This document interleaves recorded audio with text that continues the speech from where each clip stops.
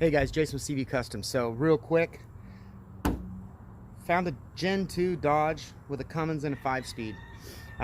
It was, well, you'll see where it was left. It had been sitting for years. I found out about it, got a hold of the owner.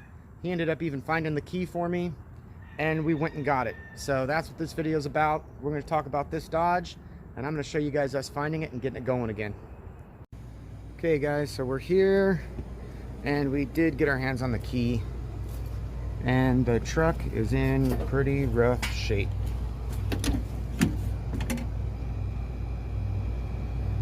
So yeah, but we put the key in and it did not want to fire up. So, well, because the batteries were dead. So we got some batteries. We'll pop the hood, we'll get that in, and we'll get a better look at this thing at the yard. There's one.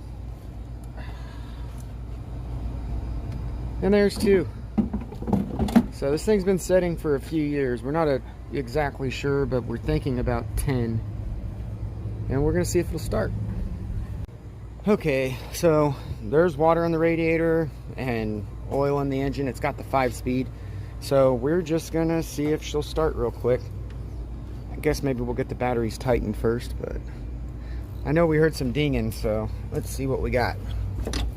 See if it's even got fuel. Okay, there we go. Where's our fuel gauge? There it is. Not sure if that moved or not.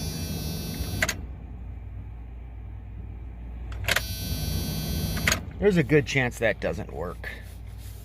All right, I'm gonna give it a crank. Ready? Oh, it's a stick. I gotta put the clutch in.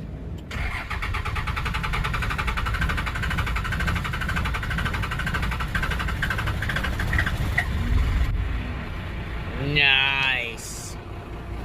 Let's go look at this thing. Well, let's walk around here. Don't see a bunch of smoke, so that's cool. We got no tailgate. Not sure if it's gonna stay a dually anyways. I got plans for a 4-wheel drive out of this thing. Okay. I think she sounds all right.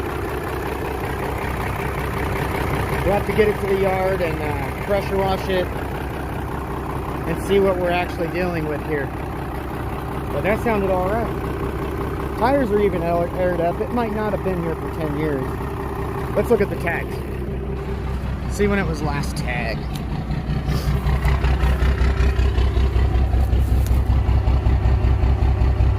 Last tagged in 04. It might be 10 years. I don't know. These tires will have to be replaced, that's for sure. But they're holding. Alright, let's get it to the yard.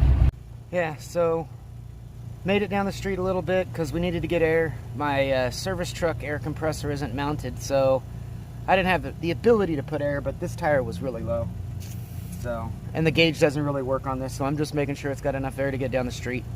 We're gonna, our yard's about 10-15 miles, so not real bad, but we gotta get some air in it. And that's, there you go, still nice and dirty. And I still don't know if I have fuel, so unfortunately this gas station doesn't have diesel, so we're gonna try and go a little further and get some diesel. All right guys, found a gas station with diesel, and I'm gonna get this window cleared. Let's go. Gotta love California. 22 gallons, well, 23, basically, 96 bucks. So in case you guys are curious about our prices, that's where we're at right now. So let's see if this this fuel gauge works now.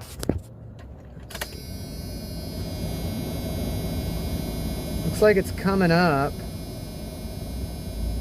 We'll take a better look at the shop, but it's definitely reading a little bit. So we'll go from there. Okay guys, so it's the next day. We did make it to the shop okay. All that went fine. I'm gonna grab the pressure washer and I'm gonna knock all this dirt off, and then I'm gonna go over Well, like I said, the trip went fine, but we're going to go over what works, what doesn't, and whether or not we should try and keep this truck. So you guys let me know in the comments. Like I said, I'm going to clean it up so we can see it without the dirt on it, see how straight it actually is, and then we'll talk about what didn't work on the trip over here. Okay, knock the dust off. The truck does look pretty straight. The big problem with the truck, and that's what we're going to talk about, is everything that doesn't work and everything that's inside. Now, before I forget, when we were picking up the truck, I looked at the tag and saw the 04. I'm not used to these Arkansas tags. They're different than our California tags, but if you look right there, it says 2018. So it's only like 3 to 4 years, depending on when they actually stopped running it. Yeah, so it is what it is, but it obviously was rode hard and put away wet. So it does look pretty nice as far as the outside goes. But now let's hop in the cab and let's talk about what works and what doesn't.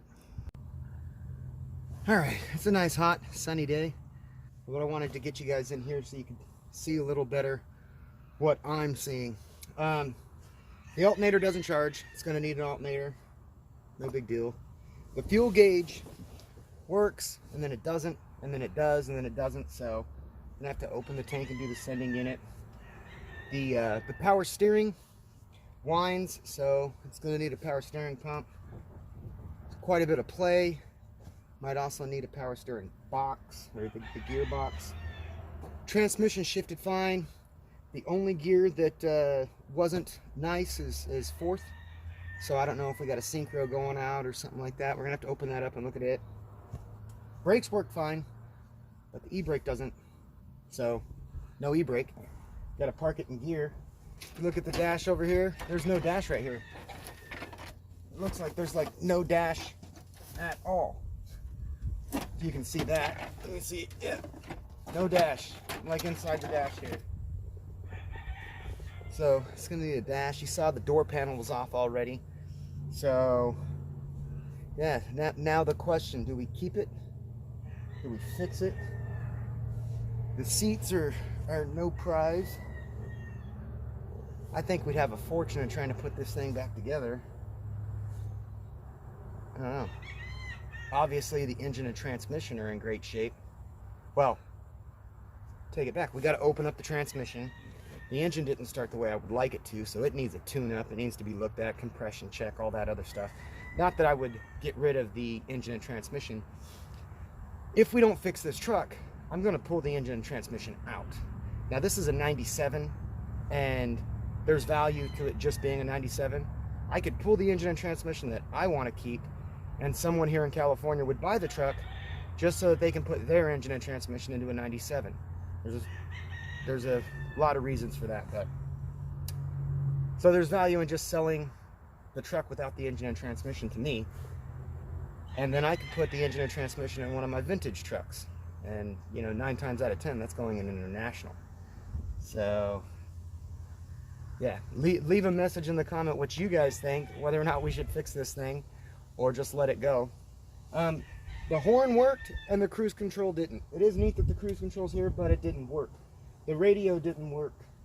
The windows, believe it or not, actually do roll up and down, so that's cool, and it's electric. But there's just a lot of work here, and I don't know if this is something that we should tackle when we can just pull the engine and put it in a vintage truck. But these trucks are pretty popular, so I go back and forth, and that's why you guys leave a message. Let me know what you think, because if there's more value in fixing it, we'll fix it. If there's not, the engine's going to find a new home in another truck. So let's take a look at the engine bay, and we'll wrap this video up. Okay, the hood's up. So like we already talked about, power steering pump's got to be gone through. This thing didn't start like I liked, but if I just gave it a little bit of throttle, it fired right up. So that could be a simple adjustment, but I'm going to want to check compression.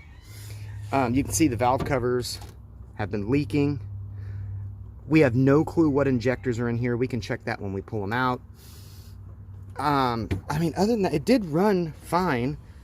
You can see the belt's going to need to be replaced. I don't know what that's all about, but it's missing a bunch of ribs. AC obviously didn't work. And of course it's a Cummins, so there's oil everywhere. I'd love to just pull this thing out and go through it. That's what I want to do. So you guys tell me. Hey, so if you made it to the end of the video, I totally appreciate you watching. Let me know what you think about this Dodge. I really want input on it because, again, I might just tear it apart. So let me know about that. Like, subscribe, watch the video on this. And if you guys are interested in that Hallmark truck, I know everybody keeps asking me when I'm going to get back on that. We actually had to build a new shop and move because with the property prices going up, my landlord wanted to sell. I can't blame him at all. So now the new shop that we're building is actually on my property and I'll never have to move again. I've moved twice now in 2 years and it hasn't been fun. So we're moving to my property where my shop is being built, and I've got video on that being built as well. So that just slowed down some of the long-term projects like the Hallmark truck. The Edsel, we actually just did the power steering box. I'm working on getting the editing on that video done and out so you guys can watch the Edsel as well. And then what was the other one? Oh, the 62 GMC is actually down to just electrical. So we're putting the new wiring harness in, and then that 62 GMC is gone. And the Camaro, just waiting on the customer to pick the tires. Once we get the tires on, that thing will fire up and we'll see how far he wants to go as far as making that a daily driver. So a lot of custom stuff we got going on here. We actually have another 6.0 we're building for a farmer down the street, but I haven't really put more videos on the 6.0 because I don't know what else you guys want to know about a 6.0. A lot of people do videos on 6.0s. This one is a complete teardown build, so I might go ahead and do a video on reassembling the 6.0 if you guys are interested in the Power Stroke 6.0s. Again, let me know, and I'll catch you guys on the next one. Thanks again.